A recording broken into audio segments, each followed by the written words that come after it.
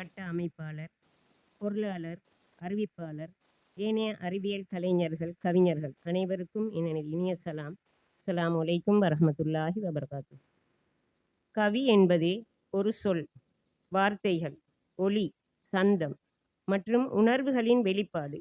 அது உள்ளுரை பொருள், படிமங்கள், உருவகங்கள், வகைகள், அர்த்தங்கள், தர்க்கம், தரிசனம் என பல வழிகளில் அமையலாம்.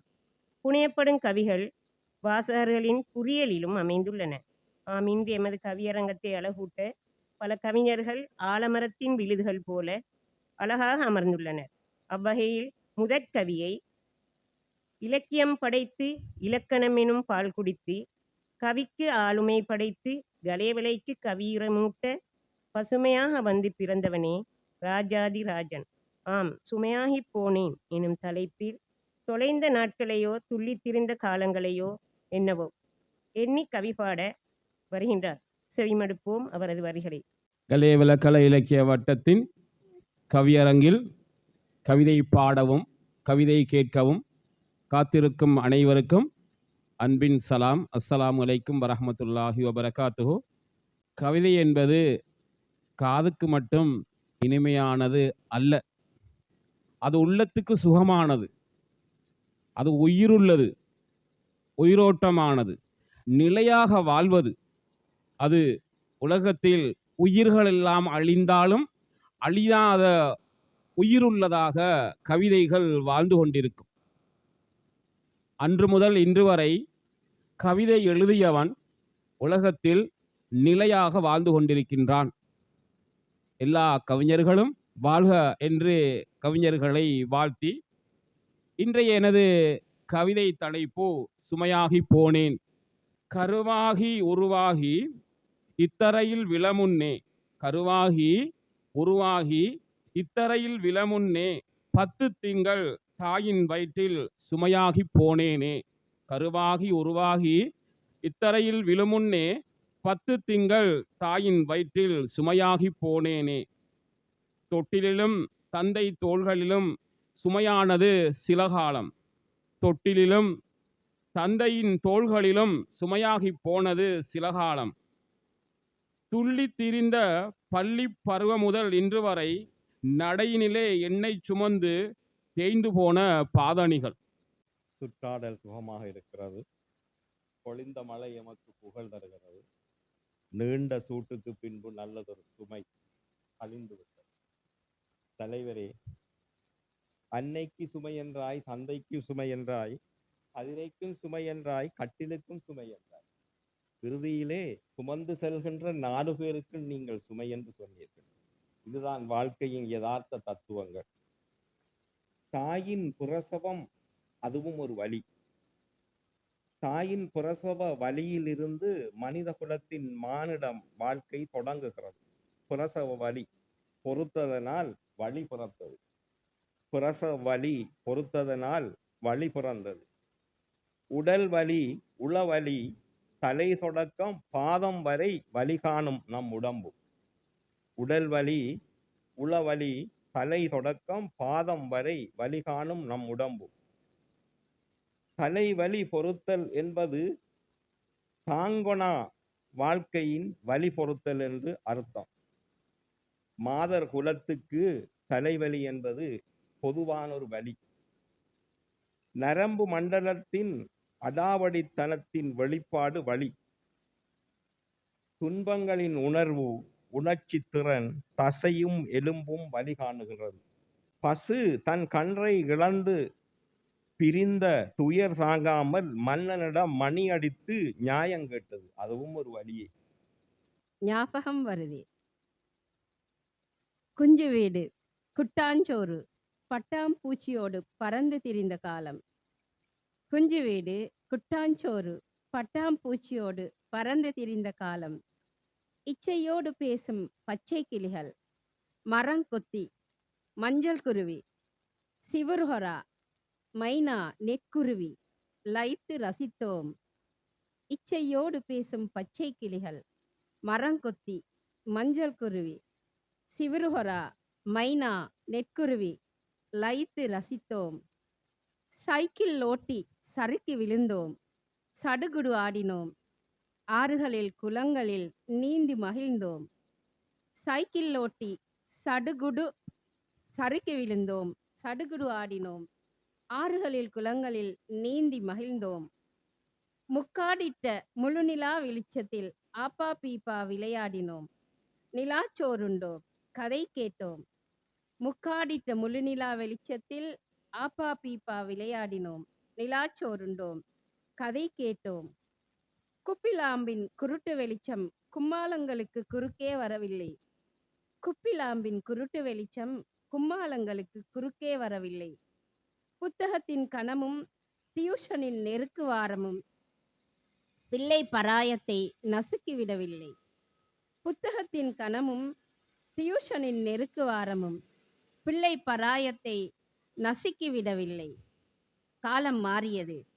மின்சார வெளிச்சம் ஒளிவெள்ளம் பாய்ச்சியது. மரணத்தின் மடல். சௌக்கியமா மானிடா, நீ சௌக்கியமா? உன் ஆன்மாவும் இங்கே ஆரோக்கியமா? என்னில் ஐக்கியமாய் ஆகும் முன் உன் ரப்பினிடத்தில் உனது அபதியத் எனும் அடிமைத்தனத்தை நிரூபித்திடு நியமமாய். சௌக்கியமா மானிடா, நீ சௌக்கியமா? உன் ஆன்மாவும் இங்கே ஆரோக்கியமா? என்னில் ஐக்கியமாய் ஆகும் முன் உன் ரப்பினிடத்தில் உனது அபதியத் எனும் அடிமைத்தனத்தை நிரூபித்திடு நியமமாய். நீ அழைக்காமல் வரும் அலையா விருந்தாளி நான். உன் அனுமதியின்றி அத்துமீறிடும் சர்வாதிகாரி நான்.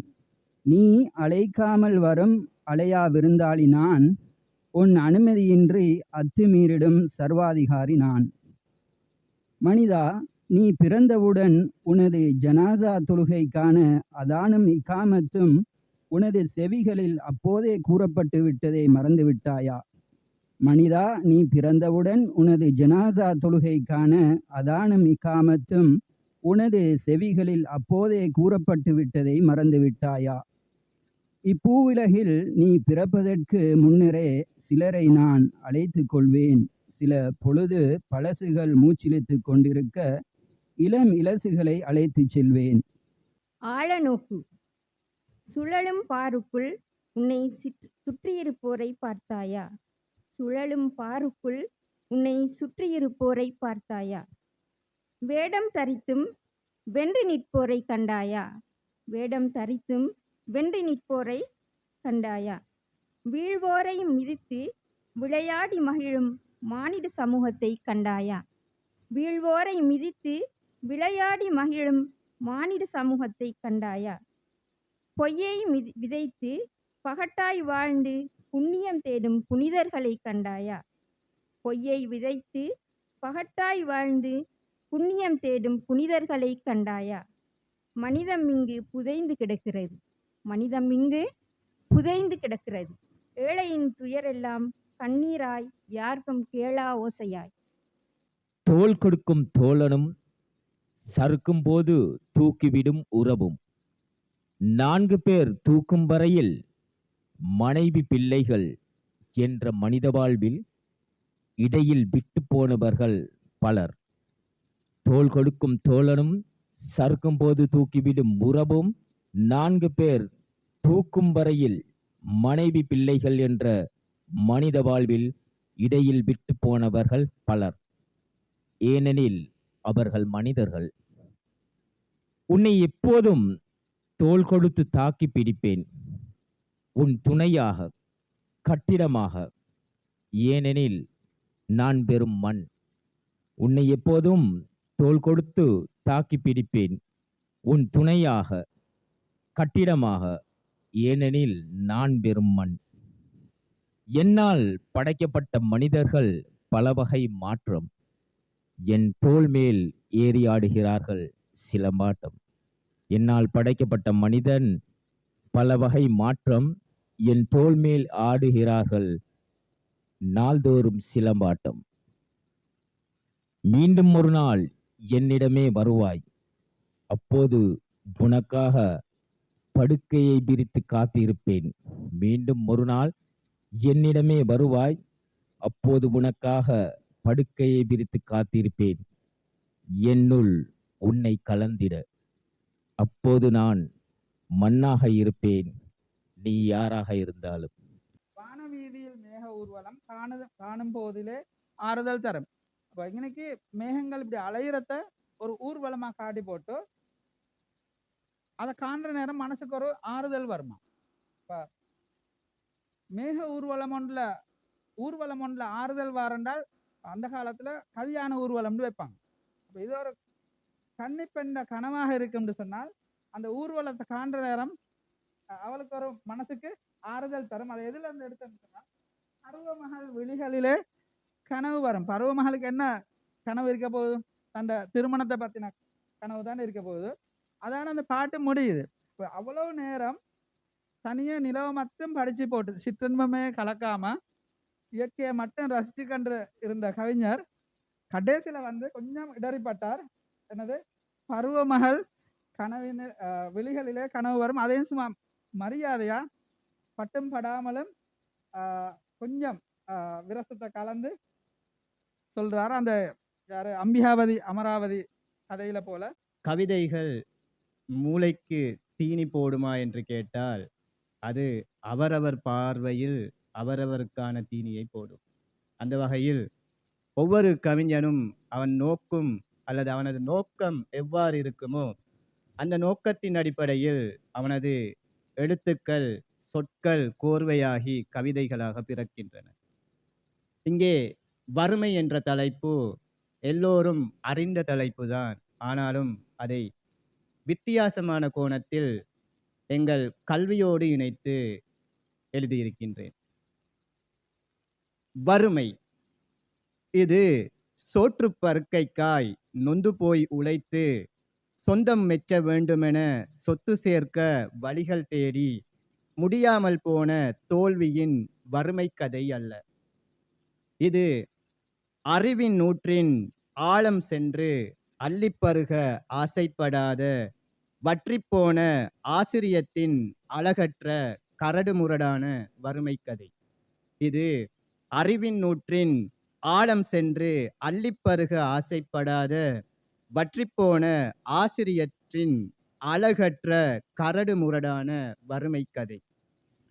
ஆசிரியத்தின் அத்திவாரமே அர்ப்பணிப்பென்றிருக்க அற்ப விடயங்களுக்கும் அதில் இடமில்லை.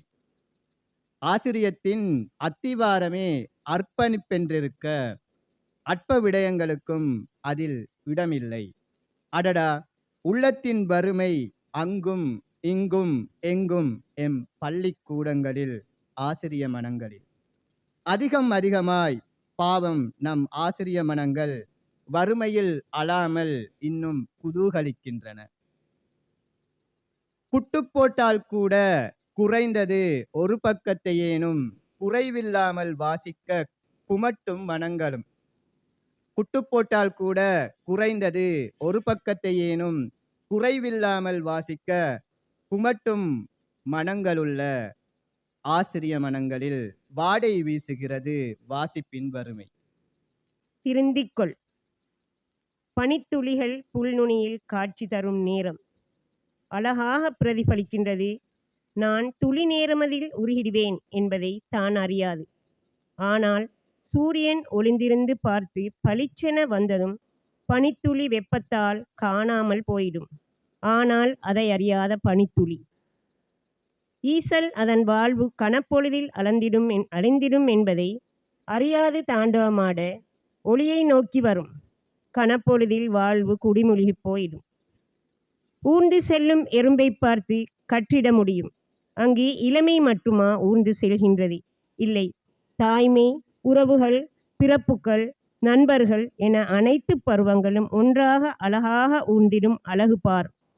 நீ பார்த்திடத்தானோ என்னவோ இறைவன் அவற்றை அழகாக அமைத்துள்ளான். அவ்வாறு அமைத்துள்ளான். தாய்மைக்கு நீ மதிப்பை கொடுத்தாயானால் முதுமையையும் மதிப்பாய். இல்லையேல் உனக்கேது தாய்மையின் மதிப்பு, முதுமையின் அருமை?